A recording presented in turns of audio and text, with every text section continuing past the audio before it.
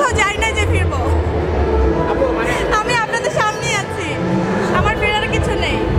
তো আমার কোন কাজ আপনারা রিসিভ করবেন সেটাই আমার জন্য অনেক বড় কাজ হবে। আমার বড় ছোট বলে কোনো কাজ আমি মাপি না।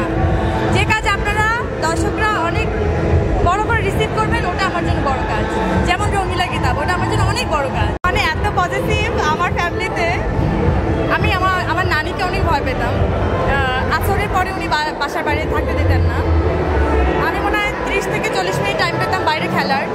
তখনও একটা রেস্ট্রিকশন ছিল আমার জীবনের, কিন্তু এত রেস্ট্রিকশন এই মুহূর্তে আমি ফেস করছি যেটা আমি কাউকে বোঝাতে পারবো না। বিলিভ মি, আমি যে এটার ভিডিও শেয়ার করেছিলাম আপনি দেখেছেন, আমরা নাচে প্র্যাকটিস করছিলাম, আমার গ্রুপের কেউ আমার হাত ধরতে পারেনি। চোখের সামনে ওর মা যতক্ষণ থাকবে ততক্ষণ ওর হয়ে থাকতে হবে। মানে এর বাইরে মানে ওর মায়ের সাথে কেউ হেসেও কথা বলতে পারবে না, ও অনেক বেশি বল। আমি কোথাও যাই না যে ফিরবো, আমি আপনাদের সামনেই আছি, আমার ফেরার কিছু নেই।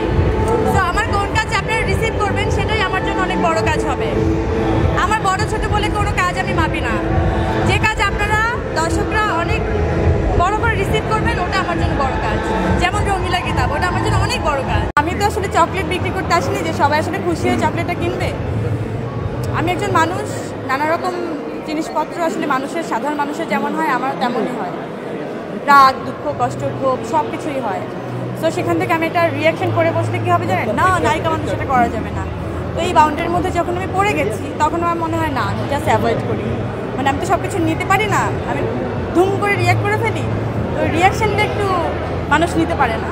তো আমি চিন্তা করেছি আমি অ্যাভয়েডই করে যাব।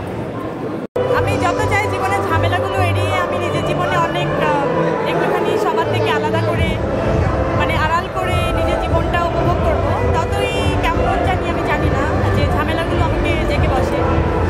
তো আমি ফাইনালি ওটাই বিশ্বাস করা শুরু করেছি যে না, সমস্ত ঝামেলা নিয়ে আসলে আমাকে বাঁচতে হবে।